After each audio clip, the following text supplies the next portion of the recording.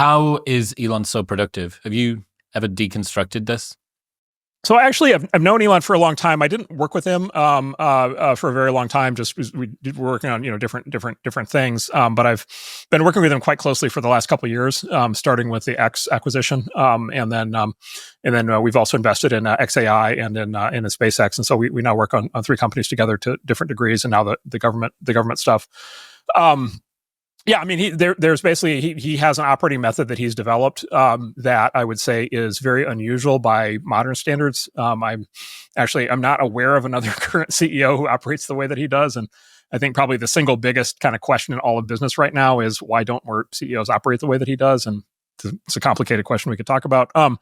But if you go back in history, you find characters more like him. And so especially like the industrialists of the late 1800s, early 1900s, people like Henry Ford or Andrew Carnegie or Thomas Watson, who built IBM. If you go back and read the biographies of people like that, Andrew Mellon, those guys, Cornelius Vanderbilt, like those guys ran very similar to the way that Elon runs things. And it's just this like the top line thing is just this incredible devotion from the leader of the company to fully, deeply understand what the company does and to be, completely knowledgeable about every aspect of it and to be in the trenches and talking directly to the people who do the work, deeply understanding the issues and, being the lead problem solver in the organization. And basically what Elon does is he shows up every week at each of his companies.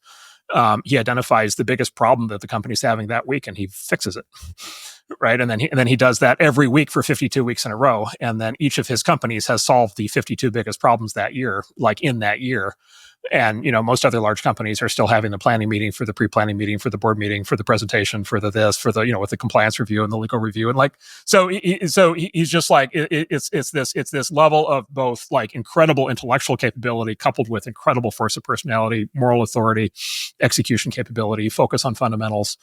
That is just like really amazing to watch. And then, by the way, the side effect of it is he attracts many of the best people in the world to work with him.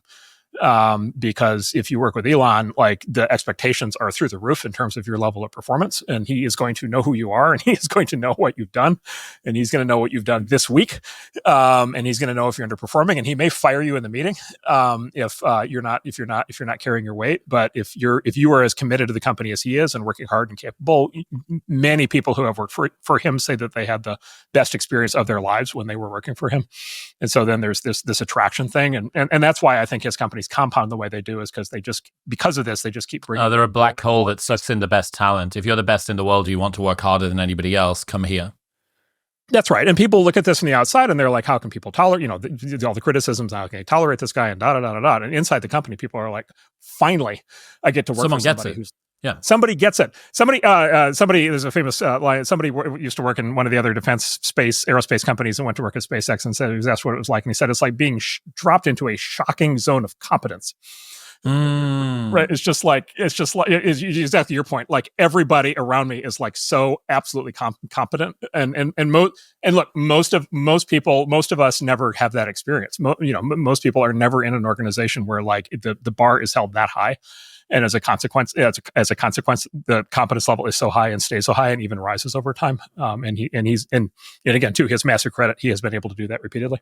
So detail oriented, focusing on everything from A to Z in terms of the business, sort of intimately familiar with it, and prepared to get his hands dirty from I will get in there and actually look at solving the problem myself. So is that, that suggests to me, although this can't be the case because you couldn't run this many companies if you were doing it this way, there may be some challenges in learning when to delegate, when to hand off tasks, because in order to get that level of resolution, to be able to see things with that much finitude, you also need to spend a lot of time on it. And then if you're solving the problems, how do you choose the problems that are yours to solve and the problems that aren't, so on and so forth.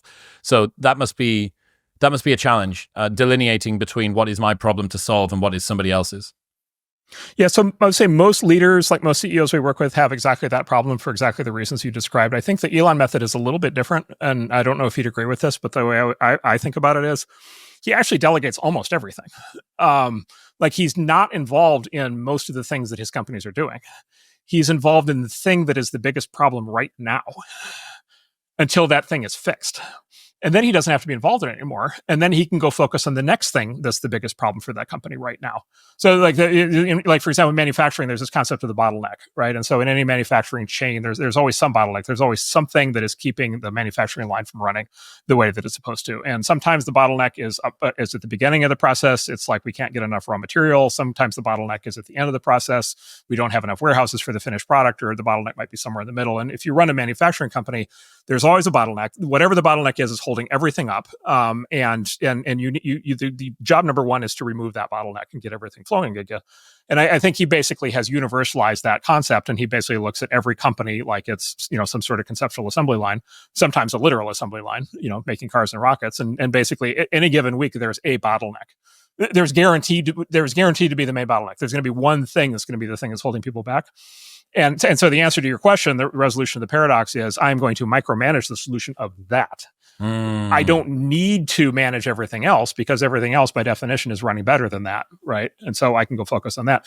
The other part of it is so compelling, and this is where I think a lot of especially non-technical CEOs would really struggle to implement the method, is he really, when he identifies the bottleneck, he goes and he talks to the line engineers who understand the technical nature of the bottleneck. And if it's people on a manufacturing line, he's talking to people directly on the line.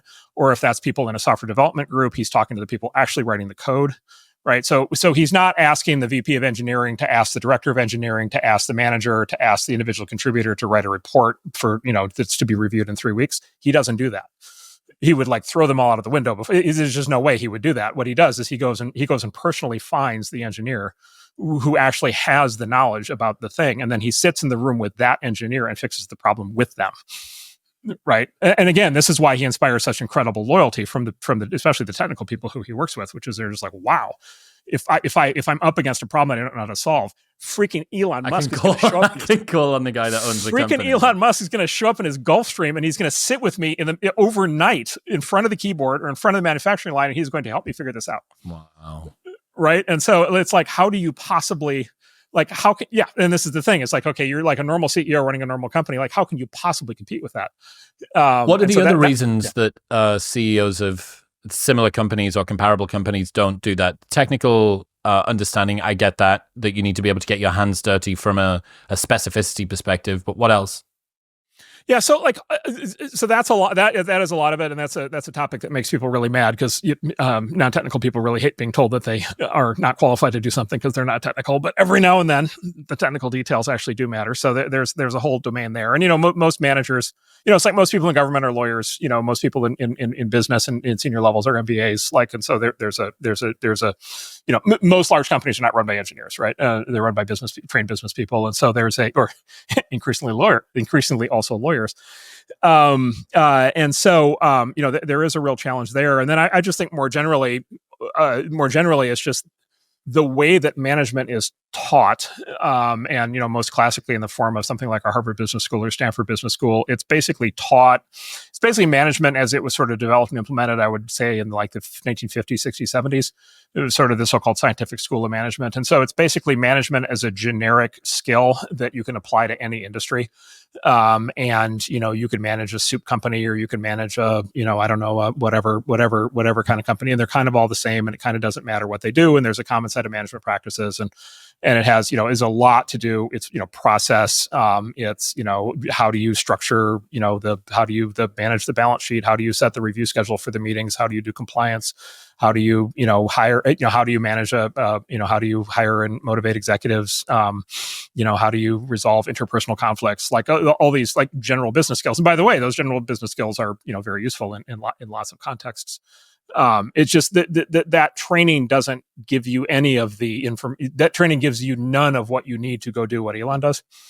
And then Elon I would say he pushes it as far as he can, and not doing all the stuff that you're classically trained to do, so that he can spend all of his time doing the things that only he can do, which it turns out has this incredible, catalytic multiplicative effect where his companies are, so just incredibly amazing. Elon just said this thing at the most recent Tesla event that blew my mind, because his companies are famous. They don't actually have marketing departments.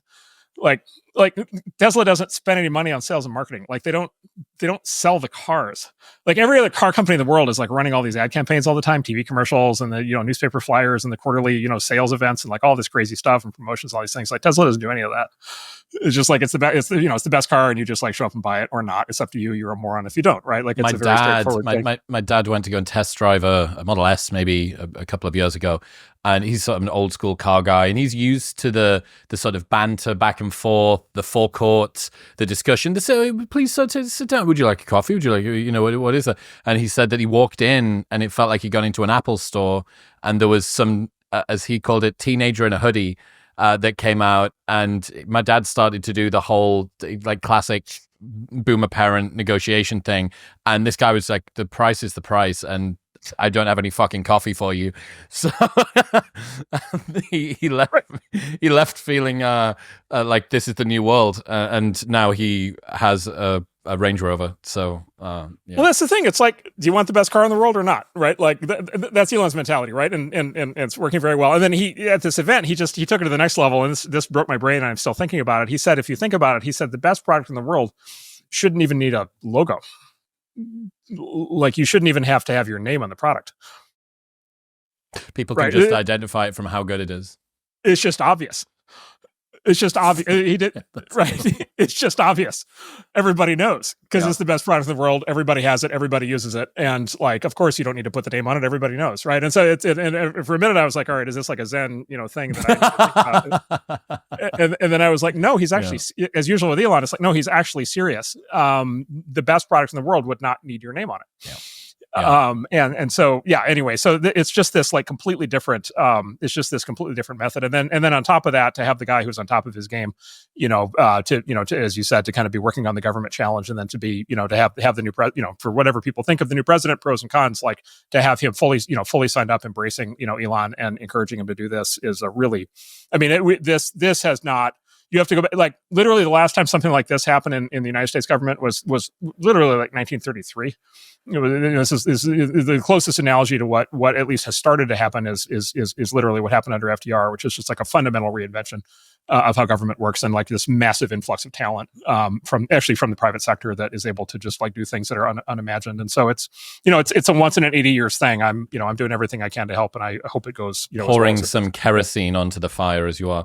This episode is brought to you by Element. Stop having coffee first thing in the morning. Your adenosine system that caffeine acts on isn't even active for the first 90 minutes of the day, but your adrenal system is, and salt acts on your adrenal system. Element contains a science-backed electrolyte ratio of sodium, potassium, and magnesium with no sugar, no gluten, no coloring, no artificial ingredients, or any other BS. It plays a critical role in reducing muscle cramps and fatigue while optimizing brain health, regulating appetite, and curbing cravings. The orange flavor in a cold glass of water is literally the best way to start your morning. I've done it every single day for over 3 years now, way before they were a partner on the show, and I love it. Best of all, there is a no BS, no questions asked refund policy, so you can buy absolutely risk-free, and if you do not like it for any reason, they will give you your money back, and you don't even need to return the box. Right now, you can get a free sample pack of all 8 flavors with your first box by going to the link in the description below, or heading to drinklmnt.com/modernwisdom. That's drinklmnt.com/modernwisdom. Thank you very much for tuning in. If you enjoyed that clip, you will love the full-length podcast in all its glory,